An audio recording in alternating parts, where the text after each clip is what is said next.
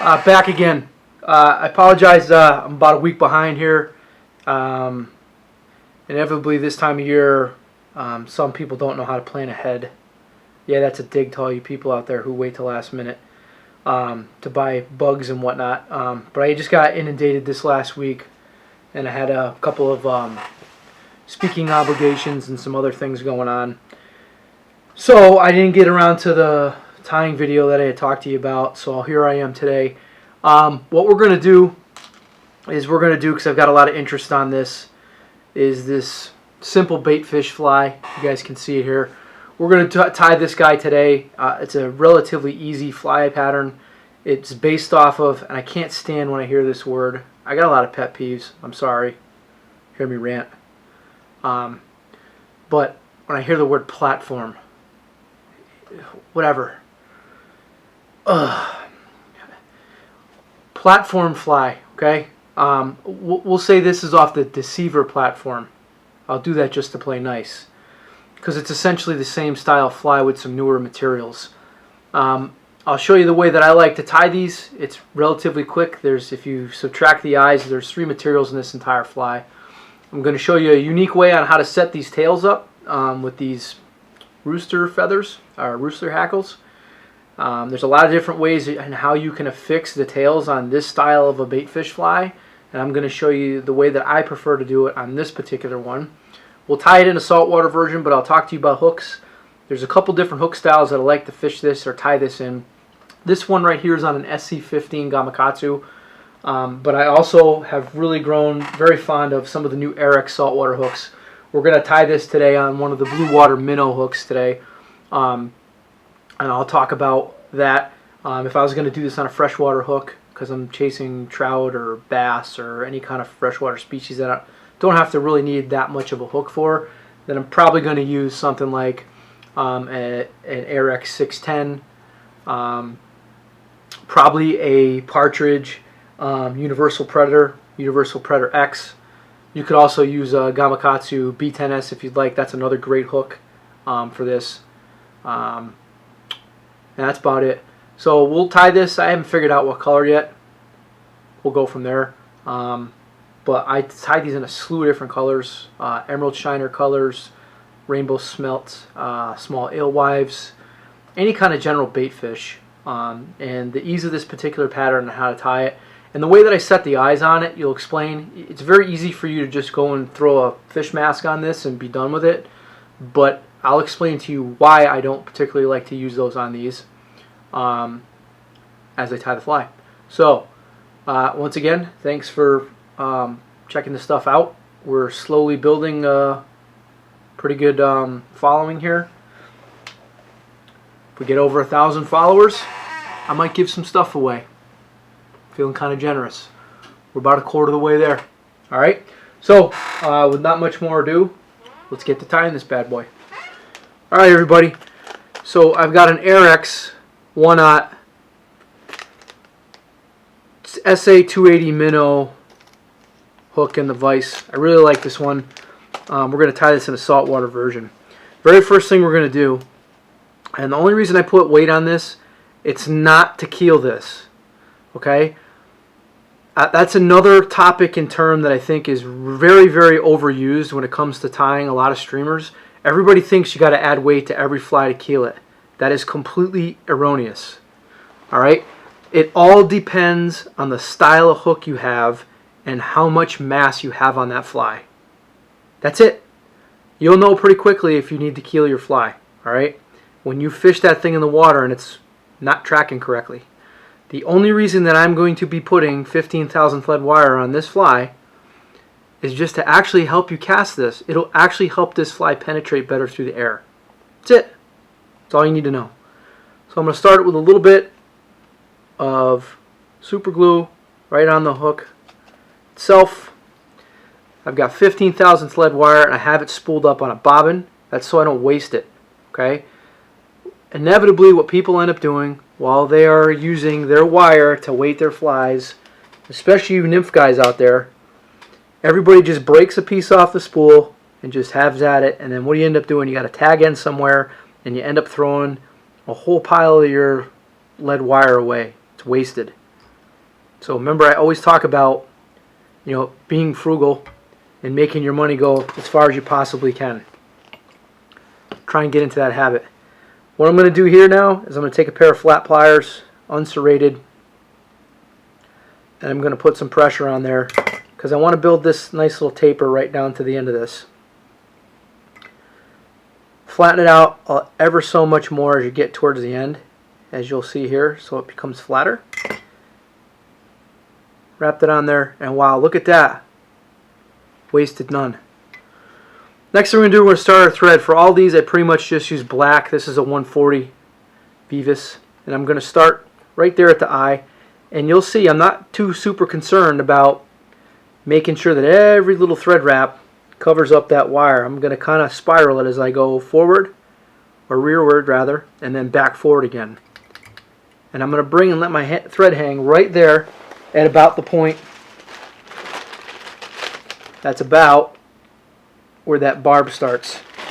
Next thing we're going to do is this is what's going to separate my tail a little bit. And I don't want a splayed tail in this, I want a scissor tail so the tails are kind of together. We're going to take a very, very sparse amount of white Magnum Dub, Latera Magnum Dub. As you see here, pinch it in the middle, and we're just going to kind of tie it right up here, up onto where that wire underbody starts, and then face it rearward and wrap back over it. Now what I've done here, if you see, is I've got a nice flat taper uniform all the way through. So I've got a perfect little platform, hate that word, or foundation for my thread and the rest of my material to kind of go on. Next thing we're going to do is we're going to pick two, and they're whiting rooster saddles, feathers.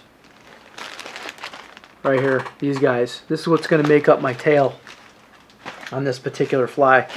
I take two of these, and there's, like I said, there's a bunch of different ways that you can put these things on there. I'm going to show you the way that I like to do it for this fly. Kind of measure them up here, see how my tail is going to look, and then I'm just going to take my fingers. Now I've got the two of these together, right? You want to make sure you pick two feathers that are relatively the same. And then I'm just going to pull away that material from the stem, just like you see here. Okay?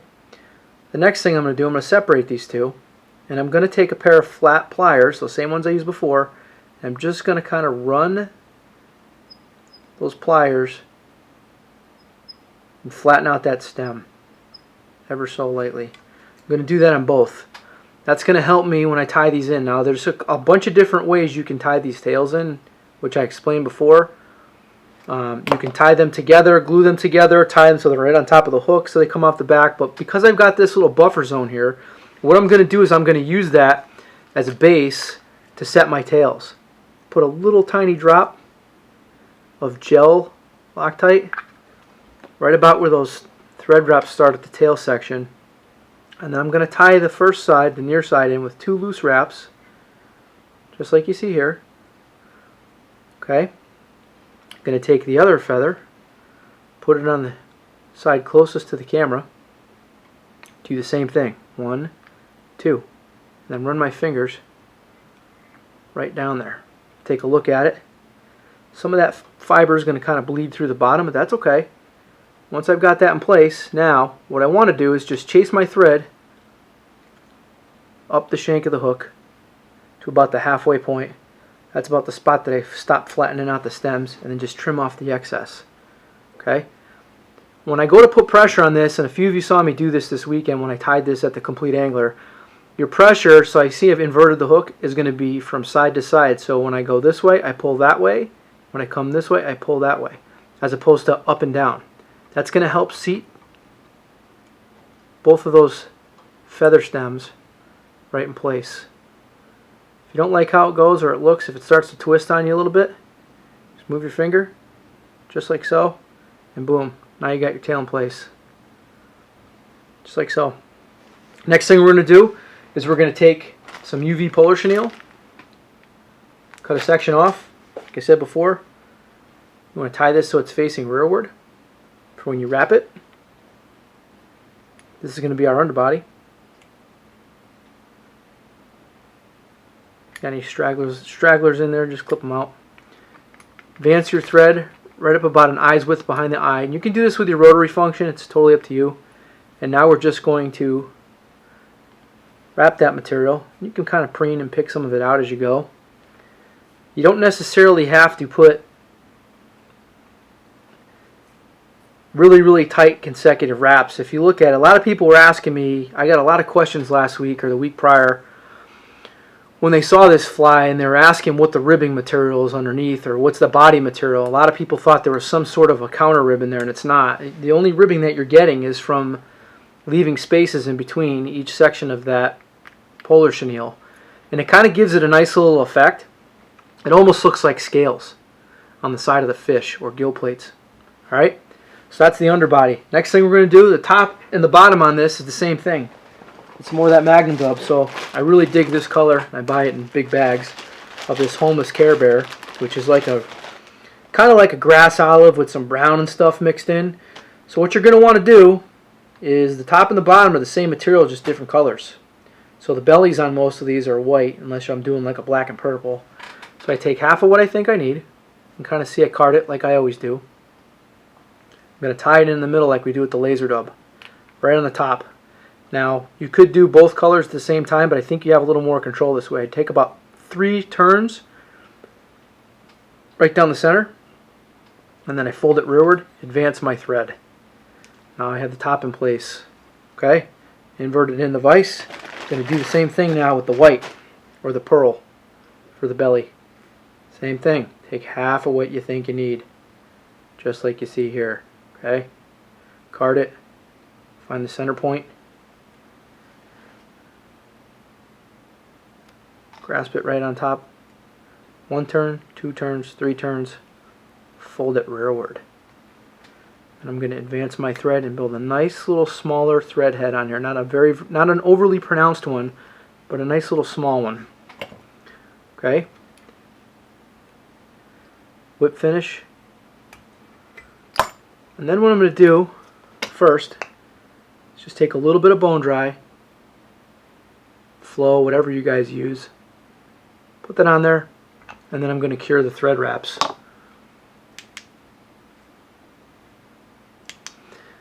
Before I do anything else, next thing I'm going to do is I'm going to take my little brush and I go down either side. The reason I do that is now I can blend those 2 colors together, just like you see here. So now that homeless Care Bear and that pearl belly color is together, just like so. And then just take my fingers and sweep it rearward.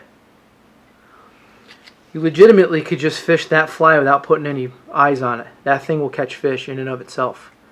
But I'm going to show you what I do to affix the eyes on there. I don't particularly like to do these in the vise. I think you have a little more control when you do these out of the vise. So we're going to change the camera angle here so you can kind of understand where I'm coming from. Alright guys, my apologies. I tried to tinker around with some different things to try and see if I could get this to work. I typically like to glue the eyes on these when they're on a flat surface and when my desk is clean. But I can't get the right camera angles on this because I'm not a videographer. But I think you'll understand what I'm going to show you. Big thing is attention to detail. You're going to want these eyes, and I'm using the Super Pearl oval eyes again. You want these eyes to be uniform. So I want the pupil portion of this to be facing forward. Okay? Now when I go to do that, all you need to do is put a small drop of glue on the front third. So we'll start with this side, and I'm going to line this up so that the leading edge of that particular eye is right on